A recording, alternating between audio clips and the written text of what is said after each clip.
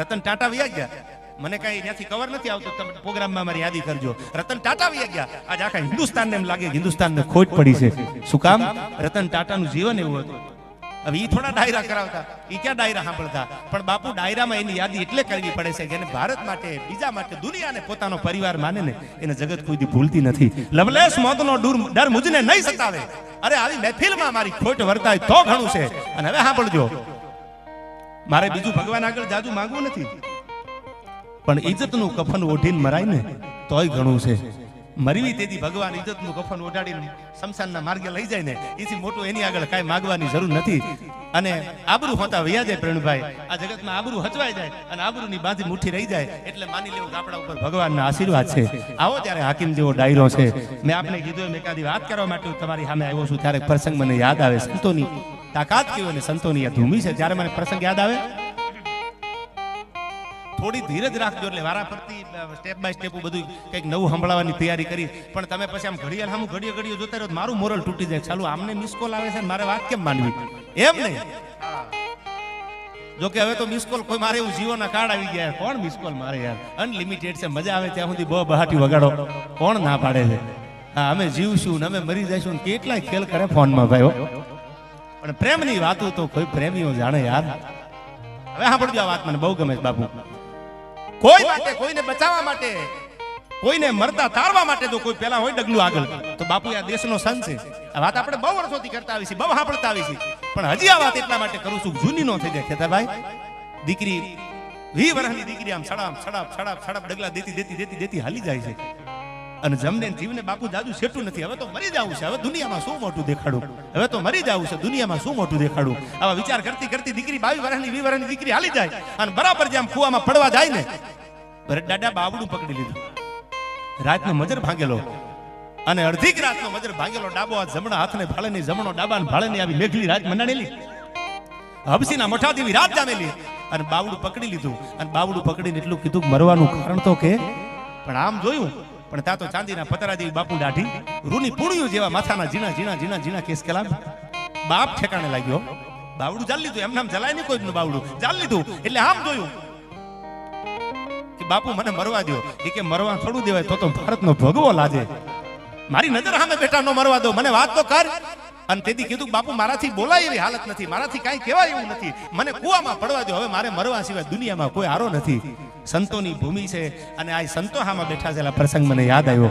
દુનિયા તણા દોરંગના, તમે ધોખા કદી ધરશો નહીં. આ દુનિયા તો બાપુ બેરંગી છે, એને મજા આવે તો તમારી વાહવાઈ કરે અને ન મજા આવે તો ગધડા ઉપર બેહારીને ફૂલે કાંઈ ફેરવે. એ દુનિયા છે. આ હાલી જાય તમારું પન્નું તો સલામ મારે, અને ન હાલે કે અમને ખબર જ હતી આમ પડવાના હતા. એ દુનિયા છે. હવે સાંભળજો, એને એમ કીધું કે બેટા મારા જીવતા થોડી મરવા દઉં તને, કે બાપુ મારા પેટમાં પાપ છે અને એ જે પાપ છે એના બાપનું નામ આપી શકું એવી મારી હાલત નથી. આ દુનિયામાં જગતના ચોકમાં ખાલી સવાલ ઉઠે મારી, તો બાપુ જવાબ શું આપું? મારી આગળ જવાબ નથી. સાંભળજો, દીકરી બાપને કોઈ દી વાત ન કરે, દીકરી માને વાત કરે. અને આ તો બાપ ઠેકાણી સાધુને માન્યો. બાપુ બાપ ઠેકાણી બાવલિયાને માન્યો ને એટલે કીધું કે બાપુ મારા પેટમાં પાપ છે, એના બાપનું નામ દુનિયાના બજારમાં આપી ન શકું. કાલ દુનિયા સવાલ કરે હું શું બોલું? મને મરવા દો, મારા માટે મરવા સિવાય બીજો કોઈ આરો નથી. અને બાવડું ચાલીને પાછી વાળી. સાંભળજો, આ દેશના સંતોએ એટલે આપ ટેકા વગેરેના ઉભા છે. આવા સાધુડા જેરીમાં છે ને આયા દાડો મેકરણ, તમે રણમાં ક્યારેક કથા વાંચજો સાહેબ. રણમાં તમને 1 ગાવ 2 ગાવ 50 ગાવ સુધી પાણી નો જડે, 12 ગાવના પલ્લા કાપી જાવ, તેદી કાવડ ફેરવતો દાડો મેકરણો, તેદી કાવડ લઈને દાડો મેકરણ નીકળતા જીનામ. અને વૈષ્ણવ વજન તો તેને કહીએ જે પીડ પરાઈ જાણે, બીજાના દુઃખને ઓળખે ને એ જ સાચો ભગત હોય છે. નિકુભાઈ બીજાની પીડાને ઓળખી જાય એ જ સાચો ભક્ત છે. બાકી સ્વાર્થિયા હોય તો એને દુનિયા યાદ ન કરે. અને હવે સાંભળજો આ વાત. બાવડું ચાલી લીધું, બેટા નહીં મરવા દઉં. એ કે બાપુ હમણાં હવાર પડે અને ભગવાન ભાણ ઉગમણા ઓળેથી કોરું કાઢે, દુનિયા સવાલ કરશે, જવાબ શું આપીશ? બેટા હવાર તો પડવા દે.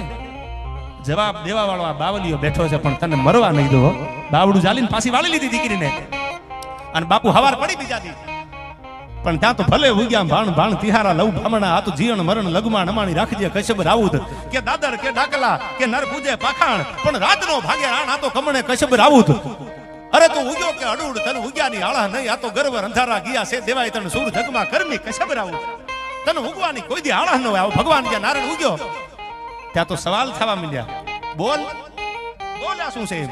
અને તેદી ઓલી દીકરી એટલું બોલી હતી, વાત તો તમે સાંભળી છે. સતમ ભરતદાદા બેઠા એટલે મને કહેવાનું મન થયું. દીકરી એટલું કીધું કે મારા પેટમાં પાપ છે ને, એનો બાપ સંત મૂળદાસ છે અમરેલીની બજારમાં. પણ ત્યાં તો આ અંગ રૂવા અવળા થયાની વ્યાપી જ્વાળાવી માય કે જેને અમે સાધુ માનતા, જેને અમે ભગવાધારી માનતા, ઈ આવું કામ કરે. ગધાડા ઉપર બેહાર્યા બાપને, ફુલેકું આખી અમરેલીમાંથી સંત મૂળદાસનું ફુલેકું અમરેલીમાં કાઢ્યું, ખાહડાના હાર પહેરાવ્યા. આ બધુંય થઈ ગયું. નથી મફતમાં મળતા, એના મોંઘા મૂળ ચૂકવવા પડતા. આ સંતોને સંતપણા નથી મફતમાં મળતા.